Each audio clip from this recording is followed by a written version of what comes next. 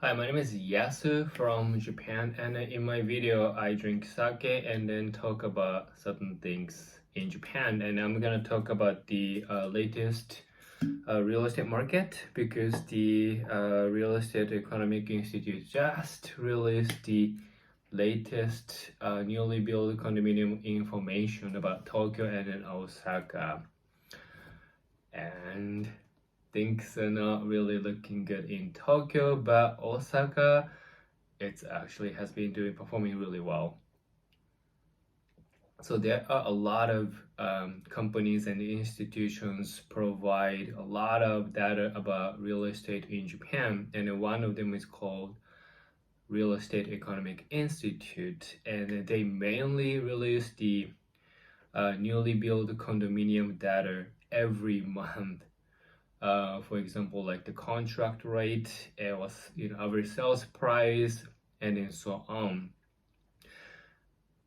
Yesterday they released it for the July one, and then Tokyo 23 word contract rate for July for newly built condominium. Sadly speaking, 60.3%.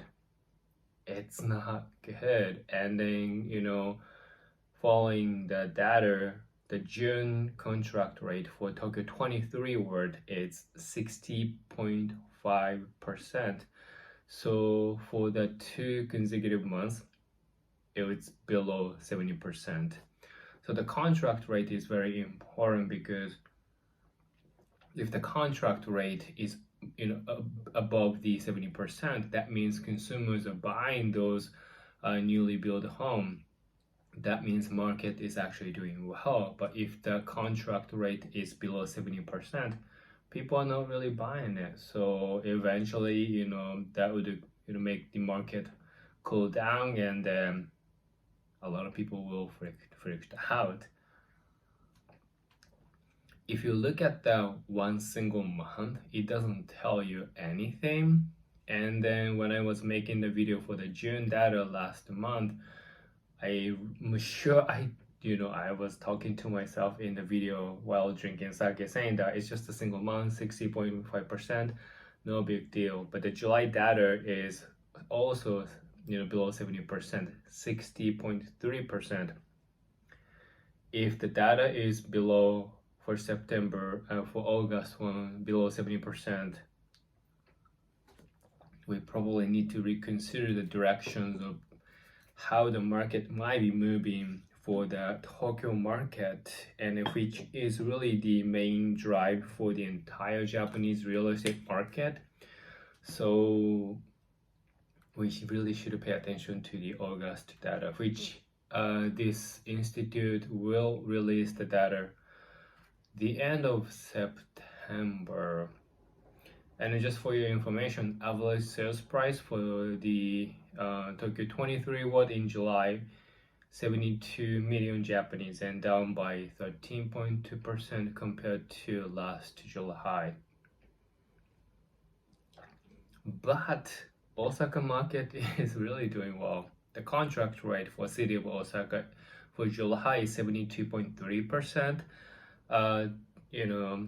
To remind you, the June the contract rate was 81.1%, and then as far as I remember, at least or in the last 12 months or so, or a little bit more, I think longer, the contract rate for the city of Osaka has been almost every month above 70%. So the market in Osaka has been performing really, really well.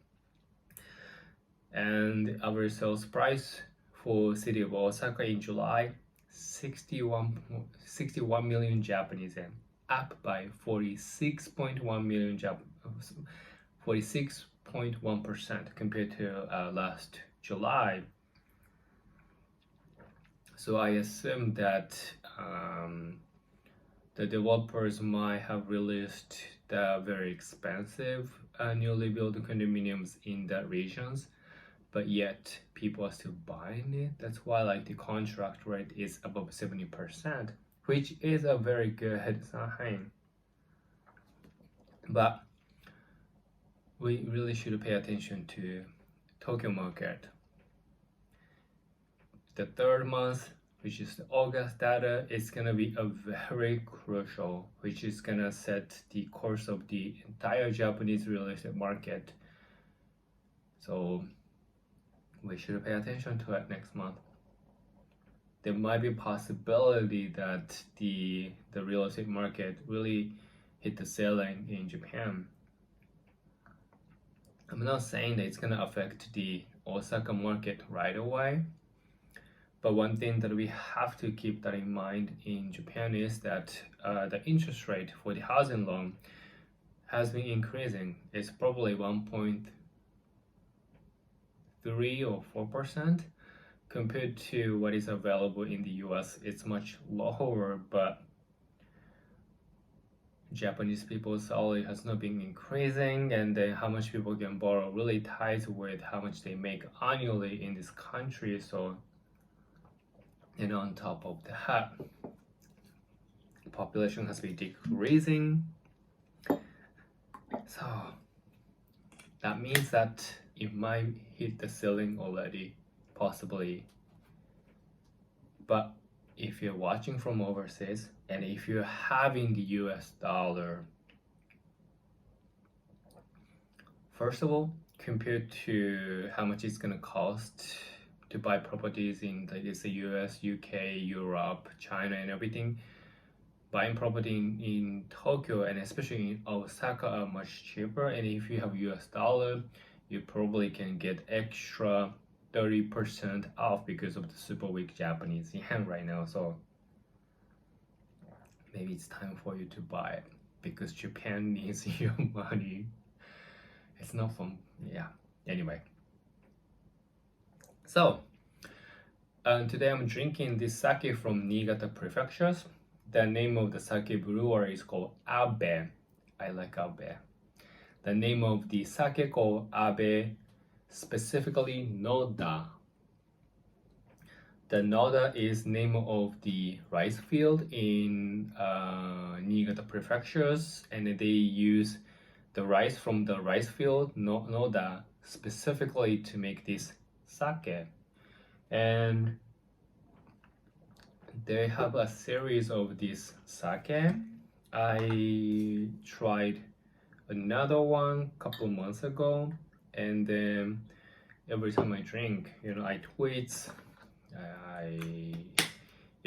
and I put the pictures on Instagram and everything, and something fantastic happened. So the last time that I tweeted about the Abe, not the same one, but Torigoe, something I forgot. I think the head of abeshuzo, Abe Sakebrewery, replied to my tweet, and they explained that drinking the sake from those rice fields, they use a part of the revenue by selling those specific sake series to contribute to those specific rice field. Basically, they use the money to reinvest into the rice field. So drinking good sake, enjoying it, and then you actually helping those rice fields in Niigata prefectures. So that makes me feel good. Very refreshing smell, mellow, sour, but fresh. And there's a the little bit like sparkling sensations, and also the bitter taste, which I like. So it's a good sake for summer. So if you wanna drink something refreshing, not too thick, a little bit sour flavor, which is good for the summer, and the aftertaste is a little bit bitter, so that you don't really have those leftover thick flavor in your mouth. Very refreshing. Then I recommend nota because it's good and I like it. And if you're still watching this video, please subscribe to my channel, and if you do, I hope to see you in my next one. Until then, please take care and thank you for watching this video. Bye bye, Jane.